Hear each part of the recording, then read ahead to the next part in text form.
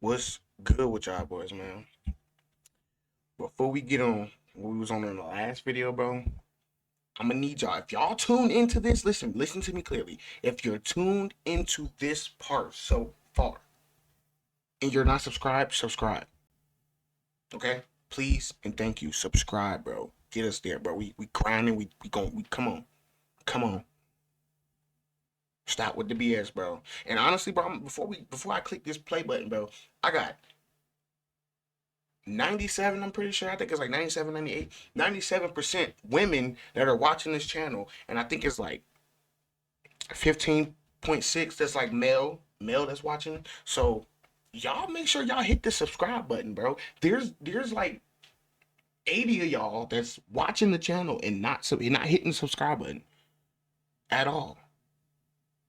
I mean, if you don't rock with me, I understand. I definitely get it, bro. I definitely get it. If I'm not your, your favorite YouTuber or the person that you watch or the person that you choose to watch, I definitely understand and I get it, bro. I'm not forcing you to hit the button. But if you rock with me, bro, and you've been watching my videos since I've been dropping them and keep dropping them, bro, hit the subscribe button and share it to other friends. Now let's get into it. Bet on your favorite teams for a shot at winning big bucks. New customers can score 150 instantly in bonus bets for betting 5 on any matchup. Get in on the action with DraftKings Sportsbook, an official sports betting partner of the NFL. Download the app now. Use code Shannon. New customers can score 150 instantly. My bad, y'all. But bro, before I continue this any further, bro, have y'all heard about what happened to Elijah Moore, bro? The football player for the Browns, bro? Tragic. In bonus bets for betting just $5 on bro. the NFL. Only on DraftKings Sportsbook with code Shannon. The crown is yours. Let's get to your upbringing. Born in Cincinnati, Ohio, raised in Dayton, Ohio. What was Katt Williams' upbringing like? Your parents were Jehovah's Witness. You were a prodigy. You were brilliant. You talked to me that you got accepted to college at 7 years of age. You could read fluently at 3 years of age. So having that kind of knowledge, having that kind of prodigy, what was your upbringing? How was it? How was life as Katt Williams coming up?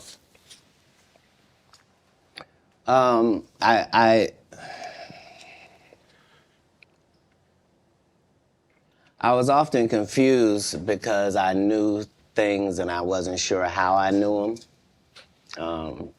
I knew things that I felt like I don't have a reason that I know this, but I love to read. I was voracious because they told me when I was young that knowledge was powerful. That knowledge was power, and I had studied powerful people. Knowledge is power. That's why they don't want us to have it. Y'all remember that? I really believe that. I immediately.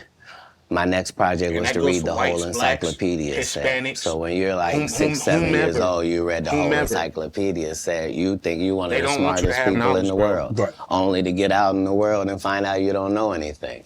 You know, so it was a confusing time. But yeah, I had a childhood. I was grown, but I at 5 years old, I was in front of 10,000 people giving a performance with a full suit and tie on.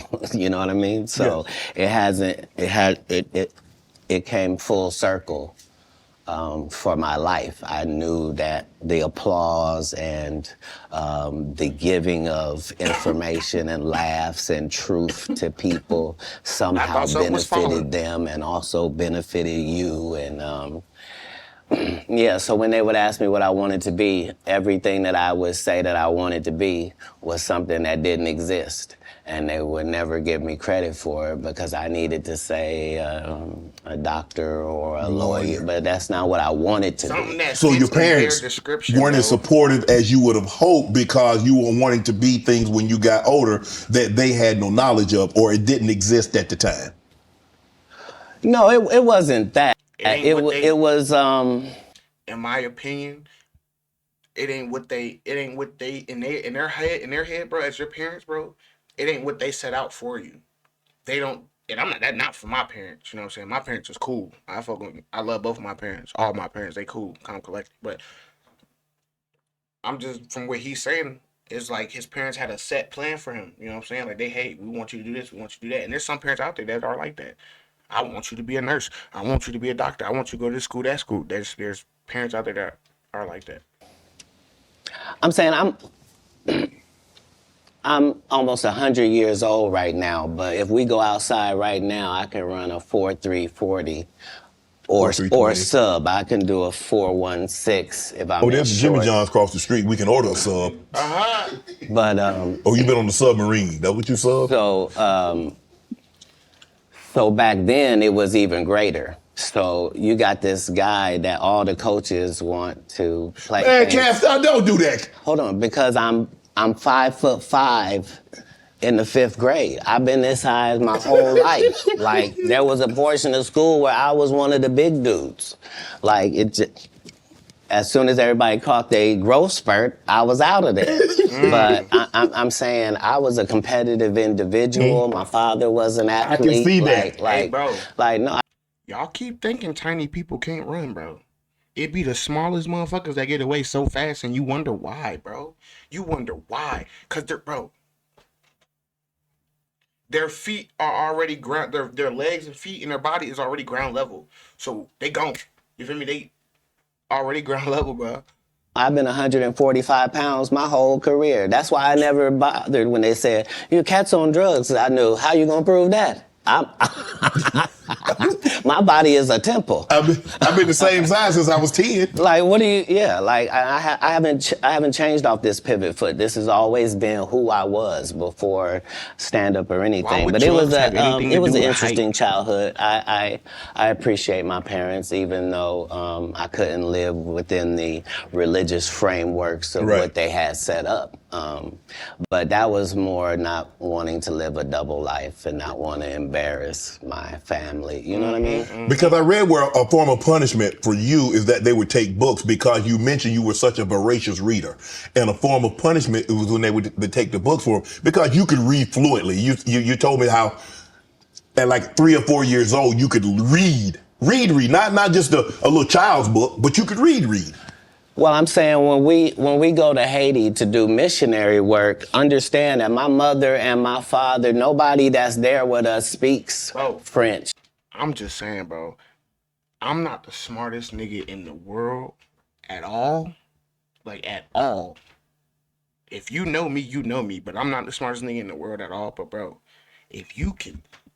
Reading is one thing. You can pick anything up and read it and say, oh, da-da-da-da, like, off of... You know what I'm saying? You can read anything, but...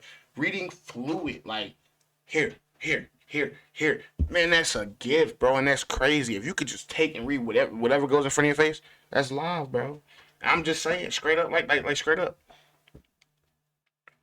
Some motherfuckers can't read at all. Some motherfuckers stutter when they read. Some people don't want to read because they're not able to read. Just saying. And, I mean, it speaks Creole and reads French. So I'm in charge of everything, from the housing to the cars to the gardener. Like I'm saying, so I'm not just reading. I'm reading in multiple languages. Like how old are you? I'm probably reading 3,000 books a year from the time I think one or both of my brothers can speak Spanish. I don't know how 12. to speak Spanish. You know what I'm saying? So that's what I mean. No fiction books. Not everybody's that smart. I'm only reading nonfiction. And just because you ain't that you smart, could drive at 12. You received a full scholarship to the National Science Academy in Dayton, Ohio, but you failed, so you couldn't become. So you would become ineligible. Why didn't you want to take that opportunity? I didn't see it as an opportunity. When I got in there, all the students were wearing lab coats, and it seemed very confined and restricted, and nobody seemed like they were having fun. It just seemed like everybody was smart. I didn't want that. That wasn't what I was signing up for at all. And plus, I thought that Jesus was my big homie. So you know how you get a story about a dude joined the gang and you get a big homie, right? Like at this particular point in my life, my thought is that the Bible is the greatest book that's ever been written. Okay. That it houses the truth, and that it gives you this story of Jesus, and that I'm supposed to be like him. Okay. So it's already in my head that as soon as I get 13, I'm leaving. You at 13, you don't only like, okay, Mom, I'm moving out. You moved from Ohio to Florida on your own. Wow. You weren't afraid? I mean, you like, did you? I don't think, bro. Did you not? I don't think. And if my mama see this, bro, I want you to let me know in the comments or let me know for real. But I don't think I left my mama's house or went to my daughter's mother's house until I was like 16, 17, 18. Somewhere around there, bro. I was still like, you know what I'm saying? Getting old enough. You know what I'm saying? I was old enough. I was like, yeah, like 17, 18, but 13, bro. So what were you gonna do when you got to Florida? Don't say I wasn't afraid. There's no such thing as a human being of not being afraid. Okay. There are certain human beings that understand that being afraid in no way stops you from doing what you got to do. Okay. So I was afraid, but I couldn't be that afraid because I knew what had happened with Jesus. I knew how it worked out. I knew that I wasn't in the wrong with how I was feeling, and I knew that I didn't have any bad intentions in it. Right. So I trusted God that it would work out. Why Florida? That's all it because is, bro. if you're raised in Ohio, the one thing on your list trust in is, the Lord. I'm gonna get away from snow, and I'm gonna get as far. I want to go. Tell me the place. I literally went to a truck stop. Bro, I'm a December baby, bro. I love the snow. I just don't like. I don't like standing outside, just standing there, bro. That's stupid to me for like. You know what I'm saying? I don't like. And I asked all the truck drivers where they was going. And there was one guy going to California, and there was one guy going to Florida, and they told me how long it was going to take. And so that's why I ended up in Miami. Because... How'd you get there? You caught a bus? No, I just told you. I was at the truck stop. So you hitchhiked? I got in... Wow. I didn't hitchhike. I got in the back of the dude's 18-wheeler. Me and my Rottweiler puppy and my suitcase. At 13? Yeah, because I probably had $2,500 on me, I was. Bro, at 13, balling. 2,500? 2,500 at 13, bro. You think you got everything? I mean, in some perspectives, in some people's eyes, in some kids nowadays would have thought they could buy everything in the world, but. Shoveling snow and cutting grass. I always had pockets full of money. When did you make the decision that you were going to leave Ohio and go somewhere? And it ended up being Florida. But when did you know that you were leaving Dayton, Ohio, going to Florida? Ooh, y'all missed and my father and I's last interaction. Don't worry about it. Don't worry about it. Y'all missed it. Somebody could have not made it. And we both understood. Somebody could have not made it. And we both. Who wasn't making it? And there was one guy going to California, and there was one guy going to Florida, and they told me how long it was going to take. And so that's why I ended up in Miami. Because... How'd you get there? You caught a bus? No, I just told you. I was at the truck stop. So you hitchhiked? I didn't hitchhike. I got in the back of the dude's 18-wheeler. Me and my Rottweiler puppy and my suitcase. Yeah, because I probably had $2,500 on me, I was shoveling snow and cutting grass. I always had pockets full of money. When did you make the decision that you were going to leave Ohio and go somewhere? And it ended up being Florida. But when did you know that you were leaving Dayton, Ohio, going to Florida? Meanwhile, Bills is kicking me and my girls. And my father and I's last interaction. You better stop playing. He had a bankroll at 13. Somebody could have not made it. And we both understood that was all bad. What was the disagreement about? If you say that my family is very religious, just say I'm not.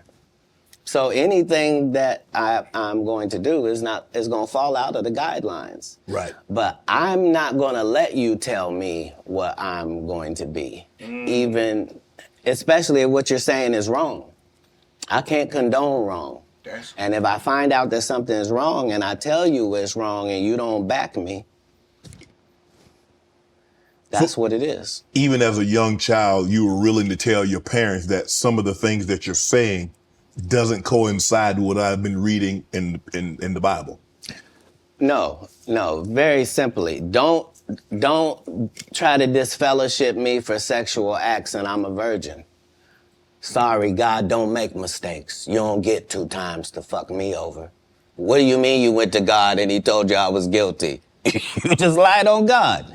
So long. That's it. There's no conversation. Deuces. Wow. That's what it was. That's when you made the decision. After Yes. that conversation right there, you say, nah, I can't live under this roof. It wasn't a conversation. It was an altercation. In the altercation, I love my father loved me, but we are 2 men at it. It'll never be the same again. You can't sleep comfortably around me, and I can't sleep comfortably around you. How similar are you to your father? Too much alike? I don't know. He's a great man. I'm saying, Because it seems like y'all butted heads. Right, but I'm saying that generally happens with a father-son dynamic. Every son and their father butts heads every now and then, bro. Like me and my dad, you know, we've gotten to it a couple times, but bro, that's my dog. That's my rock. That's my, you know what I mean?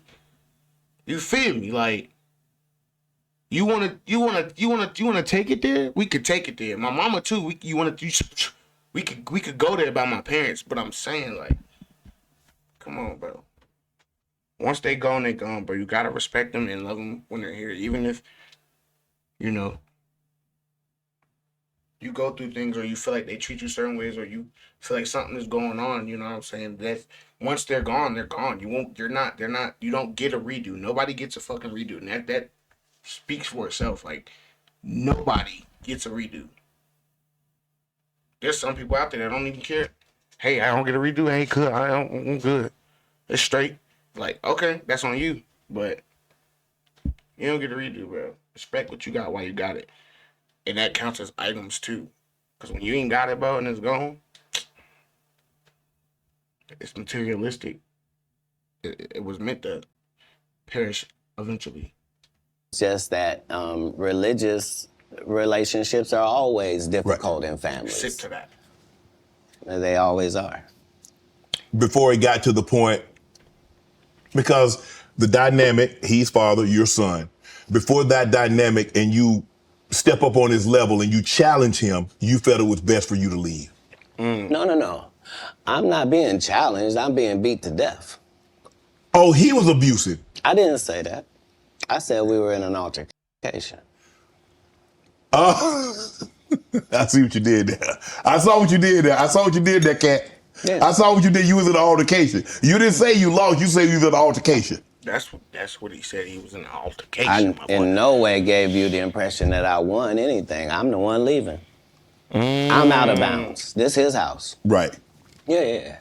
So as long as I'm going to be under his roof, there are certain things that I'm going to have to do. Right. And the only way that's going to change is either this or that.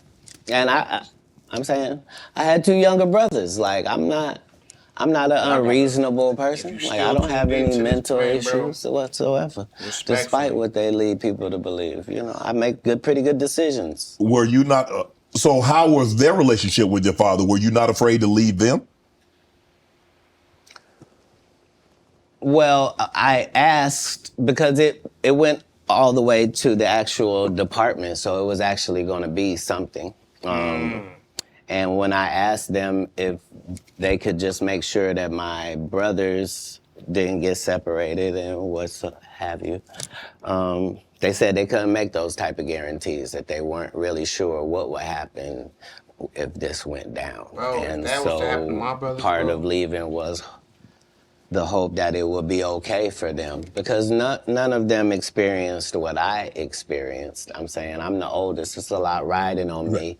I'm supposed to at least religiously hold down the family's name at this household. Right. You know what I mean? How much older are you than the baby and the knee baby?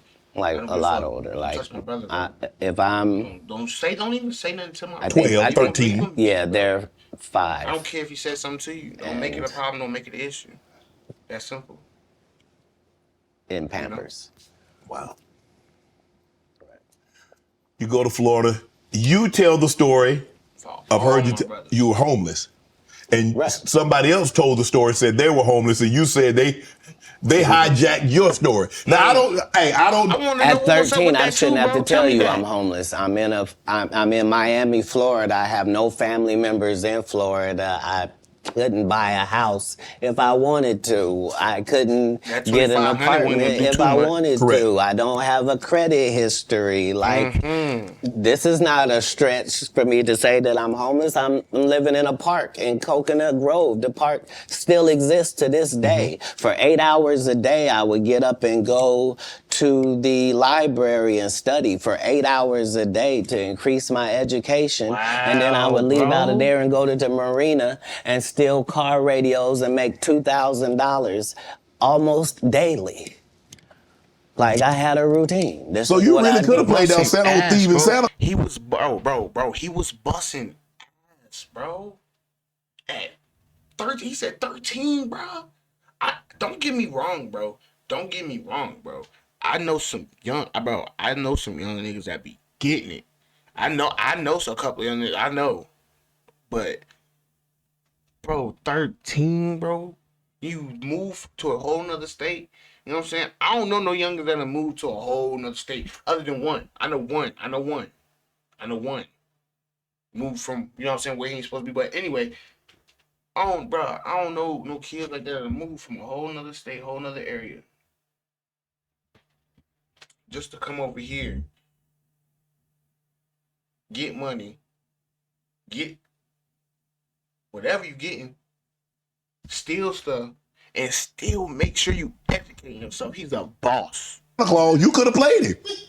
No, the Santa Claus wasn't a thief. The Santa Claus, you can't tell me. I read the script. Rickey Smiley told you he didn't read the script. The Santa Claus was a crackhead. He just had that outfit on. Yeah. That's what I couldn't have played. Okay. Like, Santa I Claus couldn't was a have played the crackhead. black guy that Sure, got Christmas, raped in the We bathroom. knew that. Right.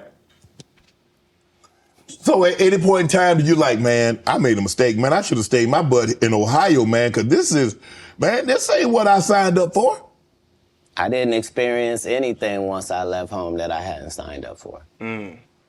If anything, it saved my life. Me being homeless for that small period of time allowed me to see all of the people that were in that situation and to see that these were lawyers and doctors and teachers, and that these people were white and black and Asian and Indian. And the only thing that all of these homeless people had in common was they made a bad decision and aligned themselves with drugs. And I interviewed them all. What drug? And guess what, Shannon? Nobody had a great story. Nobody had a great story of what meth had done for them, what crack had done for them, what cocaine had done for them, what heroin had done for them, what speed had done for them. Nobody had them stories. Everybody's story was, I had my life together. And then I decided to do this dumb thing. And I lost my wife, I lost my house, I lost my cars, I lost my reputation, and I'm now out here sucking penis in the woods. Doing What? Exactly. Talk about You doing scared what? straight. You ain't got to worry about me. If it ain't weed or nicotine, you won't see me touching it. I don't want no parts. I done seen what these things can do to people. Anything that take over your free will is the devil itself. Have you ever thought about what your life would have been had you stayed in Dayton, Ohio? No. That's like asking somebody that's in the NBA for 14 years, like, what would have happened if you didn't come to the NBA? Oh, I shudder to think. I thought it was what I was made for. I thought it was what I was built for. Anybody that knows me will tell you that when they first met Katt Williams, when I was Cat in the Hat, and they tell these stories about how he changed his name. Look, the truth of the matter is Disney sued me. Yeah, I was Cat in the Hat. They sent me a cease and desist letter, and I'm not even making $25,000 a year. And the mega company Disney has sent me a cease and desist telling me I can't use any variations of that name. Fine, I'm Katt Williams. That's all that happened. I have been this same product the entire time. They will tell you when they first saw me doing stand-up, I was just like this. This is what I bring. This is my style. When did you know were you always funny? Did you always want to be a comedian? Did you stumble on a comedianship? No, I loved what they did, and so I studied them, all of them. I studied all of the white comedians because I wanted to know, why is Monty Python funny? Why is Don not so talented? I wanted to know, what is George Carlin's thing? Like, so I studied all of the comedy masters regardless of the field because I loved to laugh. I didn't know that these people were making a great living at doing this. I thought this is just what they did. They tell jokes. They're funny people. But I loved the craft. And that's why when I got into the craft, I thought it was my obligation to make sure that I kept writing new material so much that it forced these comedians to stop doing the set they've been doing for 10 years and keep writing some new stuff. And I knew that if I could get that to take on, that most of these bums would have to just quit comedy because they can't keep up. They're not gonna keep writing an hour worth of material. Right. I've written an hour worth of material 19 times. They're not gonna do it. Why? Because they're not creative writers. They want to get somebody else and have them write it and put it together. So if I'm listening to you correct me if I'm wrong. I think the best thing that ever happened was the internet. Because now they have to. Because normally, like you said, you could do a set and you do that set in Kansas City. People ain't heard it in San Francisco. People ain't heard it in Miami. They ain't heard it in Detroit, Chicago, Atlanta, so forth and so on. Now you do a set, it's on the internet. Somebody heard it. So you can't do a set and make it last 3 months, 4 months. Wow. Well, what's your comment? It doesn't allow the regular comic the ability to grow is the real problem. Like, the part of comedy is me taking these jokes in January, and by March, I've begun to craft this joke. Okay. It's not as simple as it was. When I wrote it, it was just da-da-da-da-da. But now it has the complexities of the fact that I'm having to deliver this to an East Coast audience, a down South audience, a Midwest audience, a Utah audience, a Colorado audience. And so it begins to take on a different complexion because you're having to deliver it to different people. Okay. And so this is what sharpens your joke. You then take those sharpened jokes and make a special.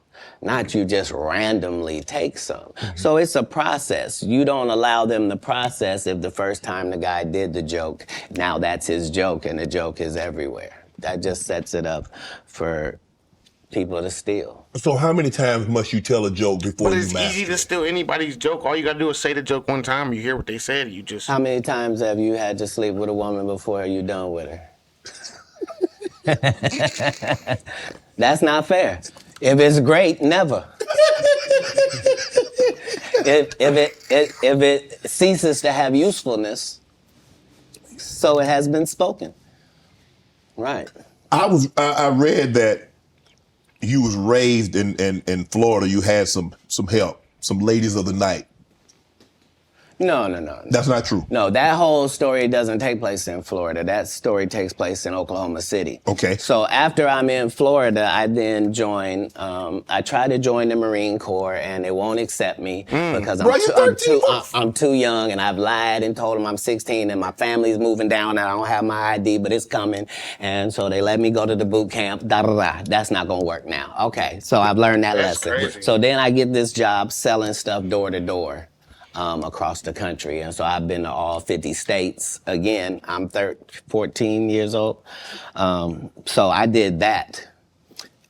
While I'm doing that, one of the places I'm in Oklahoma. And I've decided I'm going to stay here because of meeting these ladies that you're talking about and that situation. I don't know at the time why that's important in my life or why it's something I should be doing or any of that. But now later on, it certainly helps me in formulating Money Mike for Friday After Next. Right. And a pimp named Slickback for the Boondocks. Wow. Oklahoma, so San Francisco, Oklahoma, Sacramento. From Florida, you moved to the West Coast. So you traveling. When did you set up shop on the West Coast? How old were you then? So I guess I'm 18 or younger, and once I have a child, I realized that I can't.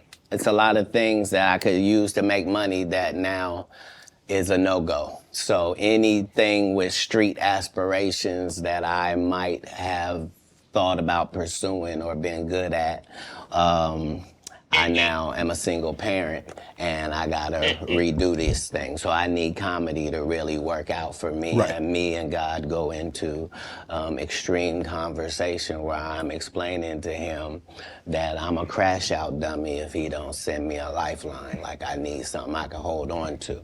Wow. Before I had left Florida, I did stand up one time because we was trying to get in the club. I didn't have ID. So I said I was a comedian. They ended up having me do 5 minutes. But I kept that in my head that I had done that. When we get to Oklahoma, they're having a competition for stand-up. And if you win, you get to go out on the road with Jeff Foxworthy and Dan Whitney, who is Larry the Cable Guy, and Richard Jenny, and these great comics. You get to open for them.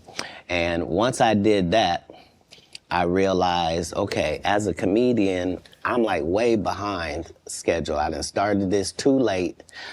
All the funny guys are already funny and known names. Like, how am I gonna progress?